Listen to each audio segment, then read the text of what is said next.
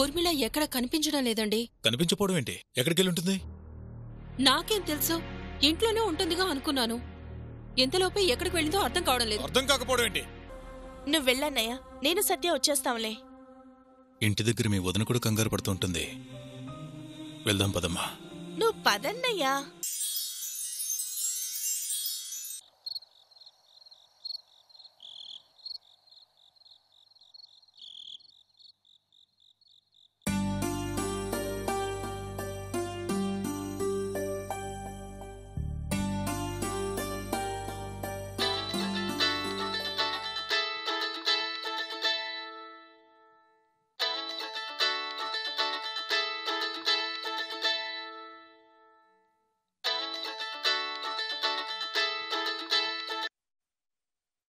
Hello.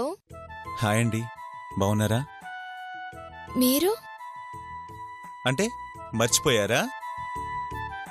అర్థం కావడం లేదు. నన్నే మర్చిపోయారన్నమాట. సారీ, ఎవరో గుర్తు రావడం లేదు.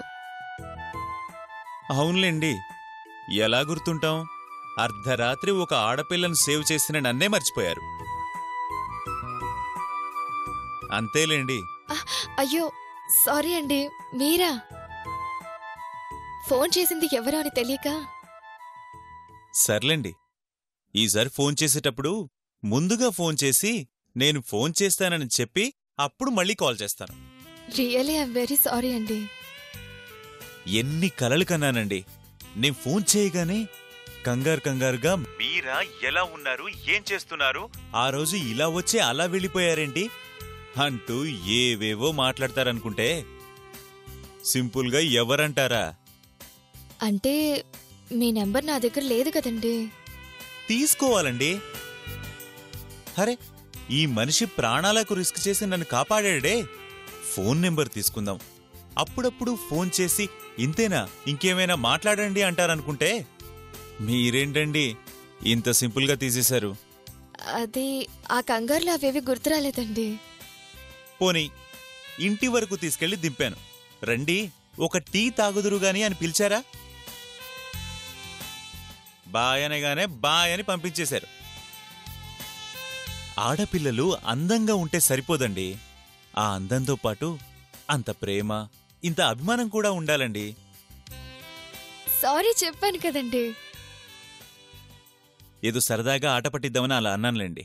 ఎలా ఉన్నారు? బాగున్నానండి. ఆ రోజు కంగారులో ఏమీ ఇవ్వలేకపోయారు, పోనీ ఈరోజిస్తారా? ఏమివ్వాలి? ఏమిస్తారు? హలో, నేను మీ ఆస్తులేం అడగనులేండి. ఇది పాత డైలాగే, కుదిరితే కప్పు కాఫీ, వీలైతే 4 మాటలు. కాఫీనా? టీ అయినా పర్లేదు. సరే పర్లేదు, రండి ఇస్తాను. ఏ సరదాగా మీరే అలా బయటికి రావచ్చుగా. ఏ కాఫీ షాప్లోనూ కూర్చొని కాఫీ తాగుతూ కబుర్లు చెప్పుకోవచ్చు. అయ్యో నాకు అలవాట్లేదండి. మరి మాకే రోజు అలవాటు. తోడొస్తారేమో ఫస్ట్ టైం అలా వెళ్దాం అనుకున్నాను. బయటికంటే రావడం కుదరదు. సరే, మీ ఇంటికైనా రమ్మంటారా? ఎందుకు? అయ్యి బాబోయ్, క్వశ్చన్ మార్క్కి పంజాబ్ డ్రెస్ వేసినట్టు మీరేంటండి బాబు? టీకండి. అయ్యో సరే సరే సరే, రండి టీ తాగి వెళ్దురు గాని. ఆ మాట మీద అలాగే ఫిక్స్ అయిపోండి. బాయ్. బాయ్.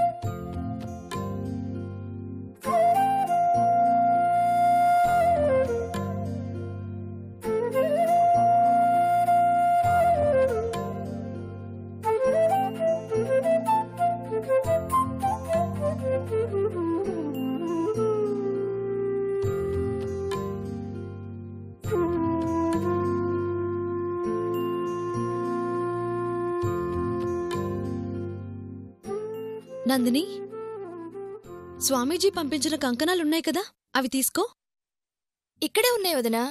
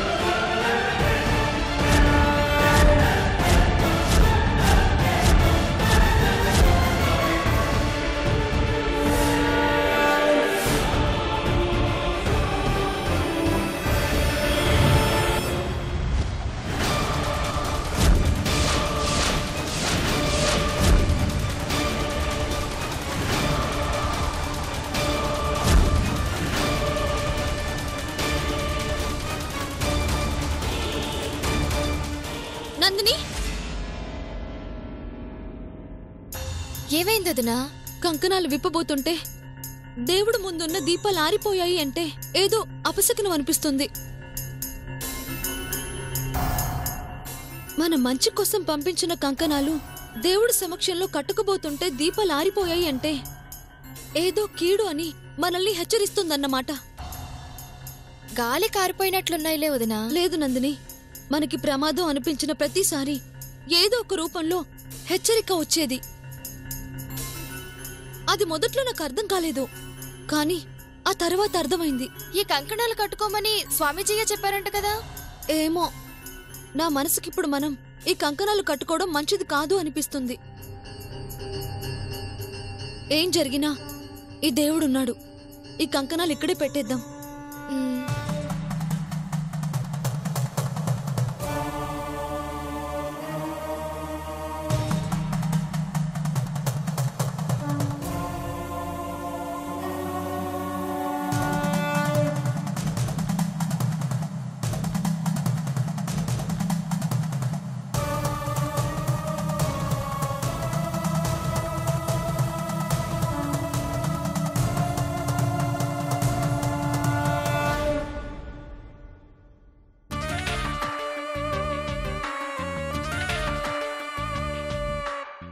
అమావాస్య అయిపోయింది. ఈ రోజైనా కట్టుకుంటున్నారో లేదో.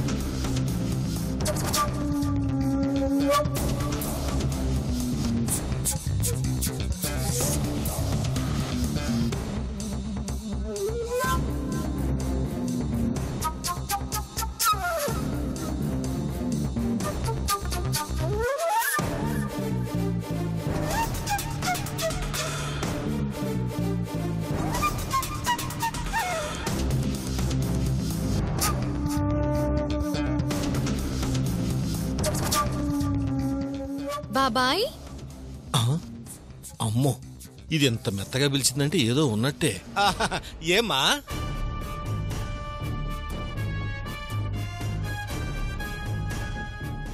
ఏంటి బాబాయ్, ఏదో తీవ్రంగా ఆలోచిస్తున్నారు? ఏముంటుందమ్మా, మన గురించి, మన కుటుంబాన్ని కాపాడుకోవటం గురించి. పాపం మావయ్య మన గురించి ఆలోచించి ఆలోచించి సగం అయిపోయారు. అవునవును, చొక్కాలు కూడా లూజ్ అయిపోయాయని పిన్ని చెప్పింది.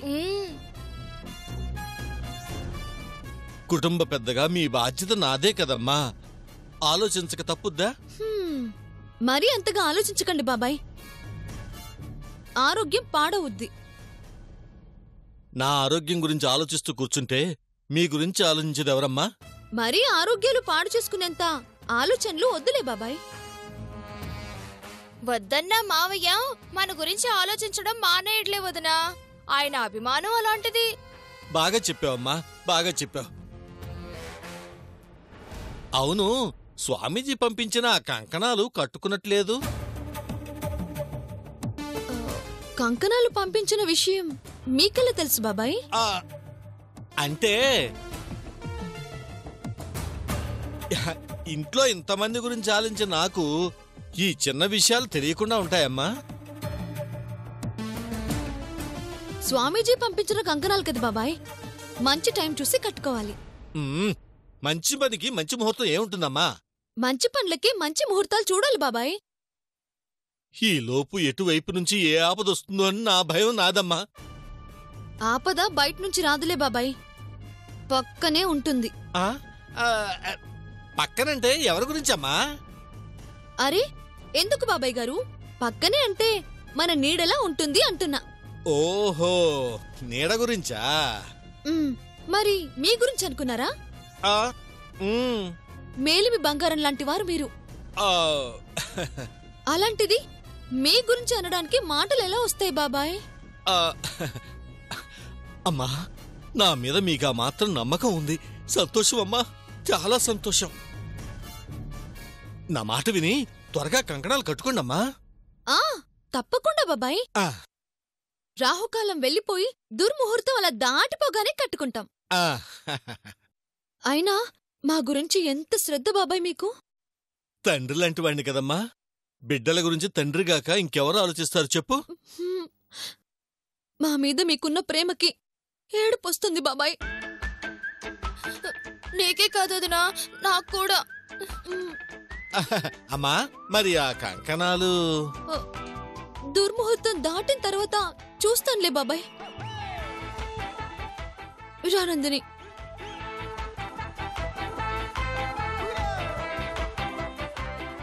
ఇది బాబాయ్ అన్నప్పుడల్లా గుండెల్లో బాంబు పేలినట్టుగా ఉంటుంది. ఇక మన వల్ల కాదు. వామ్మో!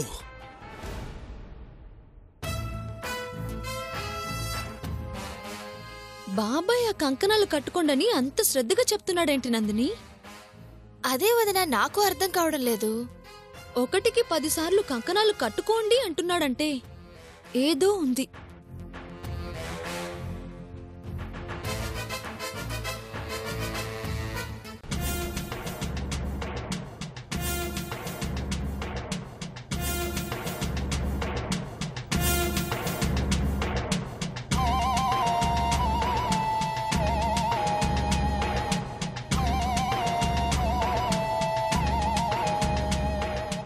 ఏందలుడు, గంజి బట్టిన ఖద్దరు చొక్కాలా పోయి నలిగిపోయిన సిరుగు చొక్కాలా తిరిగి వచ్చావే? నాకొచ్చే కోపానికి ఎక్కడోళ్ళని అక్కడ ఏసి పారాలనిపిస్తుంది మావా. కోపాలు రోషాలు మనకు పనికిరావాళ్ళుడు. అలా చెప్పే చేతకాని వాడిని చేస్తున్నావు. బండెడు అన్నం తినే భీముడు కూడా కథ వదిలిపెట్టి గైట పట్టుకున్నప్పుడు కూడా ఉన్నదే తిన్నాడు అల్లుడు. అలా అని బండెడు తినలేడని కాదుగా. మన వెనకటోళ్లు మనకు నేర్పించింది నేర్చుకోమంది కూడా అదే అల్లుడు. పరిస్థితిని బట్టి మనము మారాలి. గుద్దితే గుద్దుకోకుండా పడుకోబెట్టే ఈ చేతులతో బ్రతిలాడుకోవటం ఏంది మావా? నా కర్మ కాకపోతే. ఆకులు అంత సున్నం వేసి ఇవే అంటే అరిటాకులు అంత సున్నం ముద్ద పెట్టించిందట. అట్టా ఉంది నీ వ్యవహారం. మీసం మెలిపెట్టాల్సింది, తొడ కొట్టాల్సింది ఇక్కడ కాదు అల్లుడు, బరిలో. ఆస్తుల కోసం అంతస్తుల కోసం ఇక్కడ వాడాల్సింది బొర్ర కాదు. బొర్ర పెంచితే ఆయాసం తప్ప ఇంకేం మిగలదు. వాడుతూనే ఉన్నాగా, ప్రయోజనం ఏది? విత్తనం వేయగానే మొక్క రాదు కదా అల్లుడు. ఇది అంతే, శాంతం సహనం, ఆ తర్వాతే ఫలితం. ఇలా శాంతం సహనం అంటూ పోతే చివరికి కాషాయం కమడంతో కాశీయాత్ర ఖాయం. అసలు నీ బాధ కారణం ఏందల్లుడు? వాళ్ళని ఆ దారాలు కట్టుకోండమ్మా అంటే అదని దాని కారణాలు చెప్తారు తప్ప ఆ దారాలు కట్టుకోవటం లేదు. ఆ స్వామీజీ చెప్తే తప్ప కట్టుకునేలా లేరు. మంచిగా నటిస్తుంటే మరీ పనికిమాలిన వాళ్ళకి కనిపిస్తున్నాను మా వాళ్ళకి. అల్లుడు, తేనె తుట్టకి పొగ వెయ్యాలి గాని రాయి వేయకూడదు. ఇంత చిన్న విషయానికి అంత ఆవేశం ఎందుకు అల్లుడు? ఇది చిన్న విషయం ఏంటి మావా? దారాలు కట్టుకోమని చెప్పడానికి ఇప్పుడు ఆ స్వామీజీని ఎక్కడి నుంచి తీసుకొస్తాం? ఎందుకు తెస్తాం అల్లుడు? ఈ మాత్రం దానికి ఆ స్వామీజీ రావాలా ఏంటి?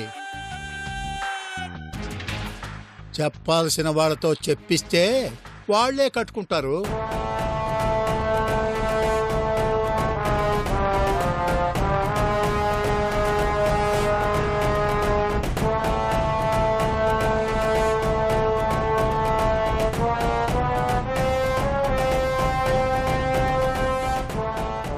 మావా, పని వద్దంటావా? ఈ మొహం పెట్టుకొని పోతే ఏ పని అవ్వదు. కాస్త కళావిహీనంగా పెట్టు. అద్దె దివాలా తీసిన షావుకారు కూడా ఇలా మొహం పెట్టడు. ఇదే మొహంతో పదాలుడు.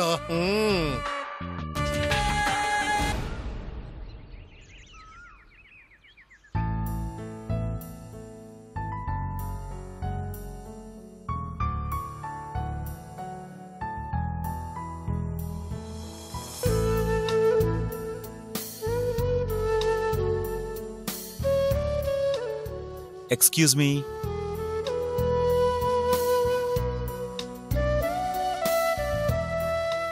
మీరా?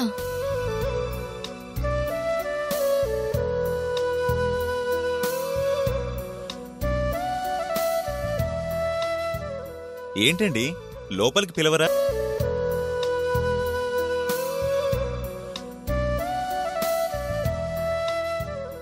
ఏంటండి లోపలికి పిలవరా? రండి,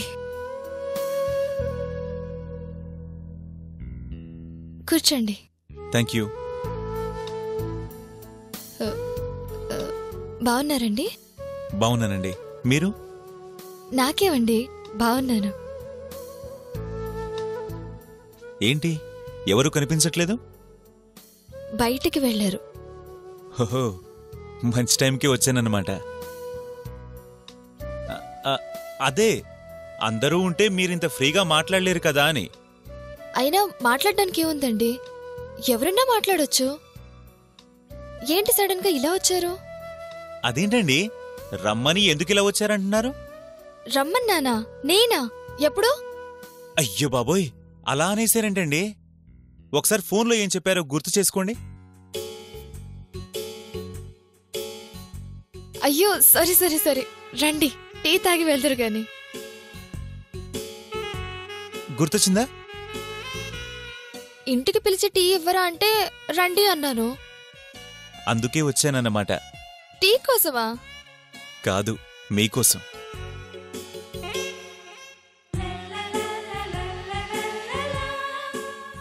అంటే మీ చేతి టీ తాగినట్టు ఉంటుంది, మిమ్మల్ని చూసినట్లు ఉంటుందని వచ్చాను.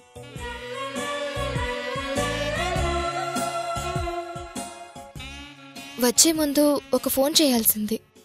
ఏ? అత్తయ్య వాళ్ళు కూడా ఉంటే బావుండేది కదా అని. టీ పెట్టడం మీకు రాదా? రాదంటే చెప్పండి, దగ్గరుండి నేనే మీకు నేర్పిస్తాను. లేదు లేదు, నాకొచ్చు. వచ్చినప్పుడు ఇంతసేపు ఇలా కూర్చోబెడతారా? అరే, అర్ధరాత్రి ఫైట్ చేసి మరీ నన్ను కాపాడిన మనిషి ఇంటికొచ్చాడే. కొంచెం చిక్కగా, చక్కెర తక్కువగా, కాస్త ప్రేమగా ఓ టీ తెచ్చిద్దామని లేకుండా ఏంటండి మీరు? మొత్తానికి నా చేతి టీ తాగాలని ఫిక్స్ అయి వచ్చారన్నమాట. అలా అనకండి, నేనేదో టీ కోసం వచ్చాను అన్నట్లుంది. అన్నీ మీరే అనుకుంటే ఎలా? మీరనడం మొదలు పెడితే నేననుకోవడం మానేస్తాను. మీతో మాట్లాడడం కష్టమే. ఎదురుగా మీలా అందమైన అమ్మాయి కూర్చుంటే మూగవాడికి కూడా మాటలొస్తాయి. ఉండండి, టీ తెస్తాను. హలో, ఫస్ట్ టైం ఈ చేతి టీ తాగబోతున్నాను. మర్చిపోవాలన్నా మర్చిపోకూడదు.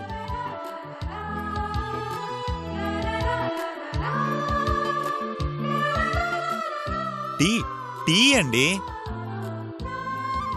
అంత మర్చిపోలేని విధంగా టీ అంటే టీ పొడి బదులు కారం పొడి వేయాలేమో. నేను వెళ్ళి టీ తీసుకొస్తాను. ఓకే.